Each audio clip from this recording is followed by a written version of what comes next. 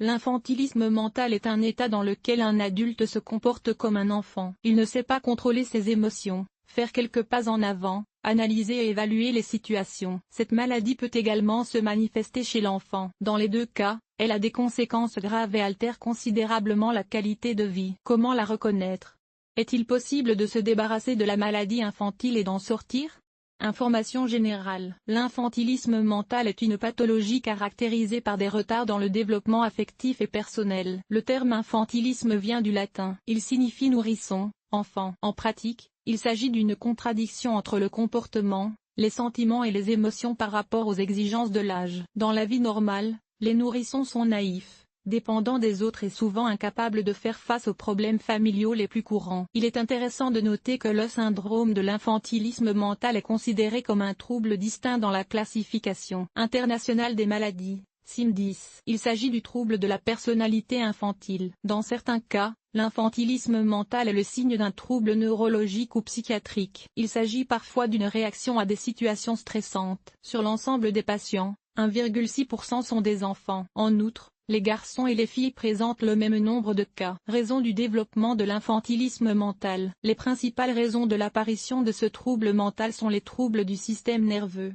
les dysfonctionnements hormonaux et un travail éducatif inadapté. Cela inclut les prédispositions génétiques. Examiner la situation plus en détail. Les lésions cérébrales constituent l'un des facteurs à l'origine du développement de l'infantilisme mental. Elles résultent d'une infection, d'un empoisonnement, de diverses blessures, d'une asphyxie et d'un manque d'oxygène, hypoxie. Cette maladie est un satellite fréquent de l'infirmité motrice cérébrale, IMC. Viennent ensuite les troubles mentaux. Ils comprennent le retard mental, l'autisme, la schizophrénie et le retard de développement. Les enfants et les adultes présentant un tel diagnostic ont un risque beaucoup plus élevé de développer un syndrome infantile que les personnes en bonne santé. Que peut-on dire de l'hérédité? Les enfants reçoivent de nombreuses caractéristiques de leurs parents, y compris des caractéristiques infantiles. À bien des égards, c'est la génétique qui détermine le niveau d'inertie du système nerveux, la vitesse des processus métaboliques, etc. Et enfin, l'éducation.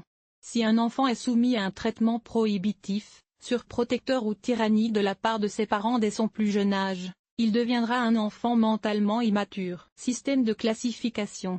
L'infantilisme mental peut être congénital ou acquis.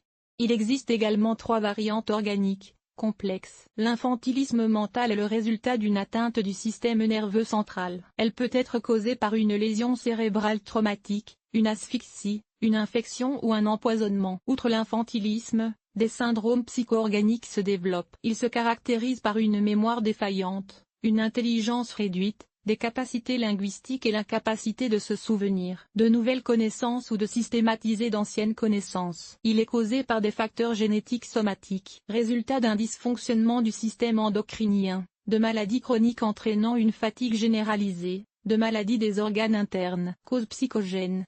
Causée par une attention parentale excessive, la tyrannie et une discipline trop douce, également connue sous le nom d'infantilisme psychologique. Un autre paramètre de classification de l'infantilisme psychologique est le tableau clinique. L'état pathologique peut être total ou partiel. Dans le premier cas, l'enfant présente un retard important dans tous les types de développement, infantilisme simple. Ni son apparence, ni son comportement, ni son état émotionnel ne correspondent à son âge. Les enfants ne s'ennuient jamais dans les jeux, mais ne manifestent aucun intérêt intellectuel. Il y a un infantilisme partiel, mais le développement physique est correct. Sa santé mentale reste immature. L'enfant se caractérise par son instabilité, son irritabilité et sa dépendance à l'égard des adultes. Les symptômes.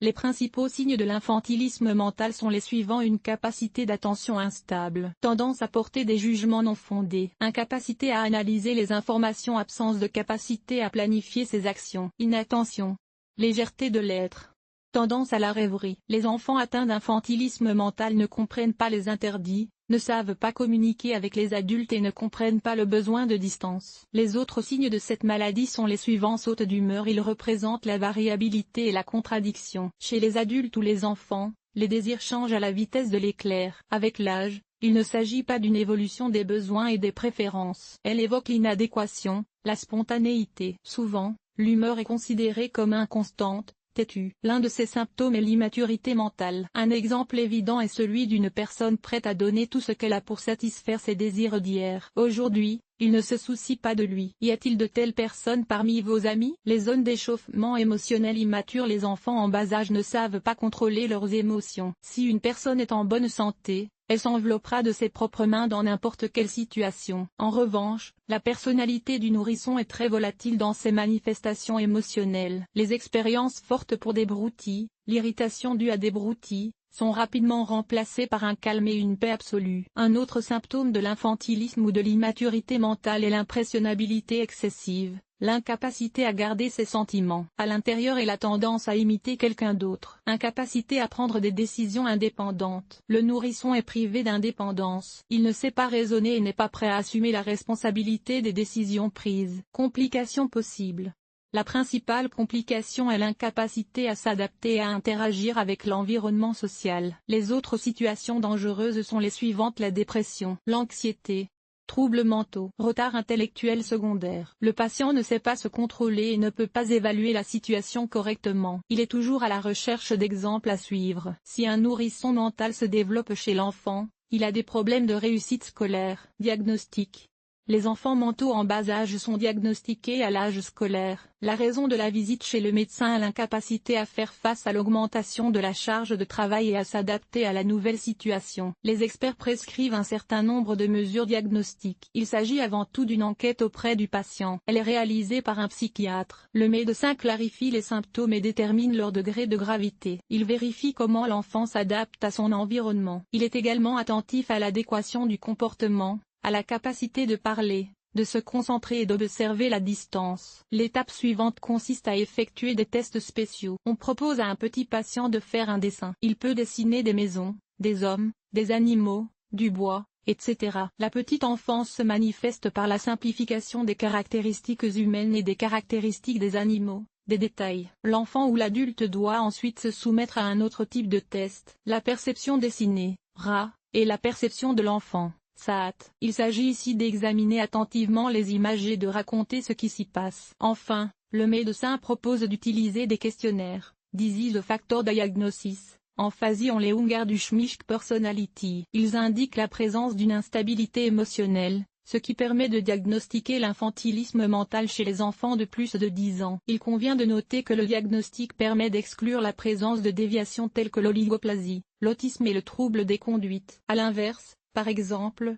dans le cas de l'autisme de la petite enfance, une personne a besoin de communiquer avec la société. Cependant, il ne parvient pas à trouver un langage commun avec les autres. Caractéristiques du traitement, pronostic. Le traitement dépend directement de la forme d'infantilisme mental, de la gravité des symptômes et de l'état de santé général. Les formes somatiques et organiques de la pathologie comprennent l'élimination de la maladie principale. Les pathologies psychogènes nécessitent un travail avec un psychothérapeute. Le traitement complexe se déroule en 2 phases. Le traitement médicamenteux. Il s'agit des antipsychotiques, des tranquillisants et des antidépresseurs. Ils aident à se débarrasser des troubles émotionnels et comportementaux. Pour résoudre les problèmes d'apprentissage, on utilise des médicaments psychotropes. La durée du traitement et le dosage sont déterminés par le médecin. L'auto-administration est très dangereuse. Elle peut aggraver la situation. Psychothérapie.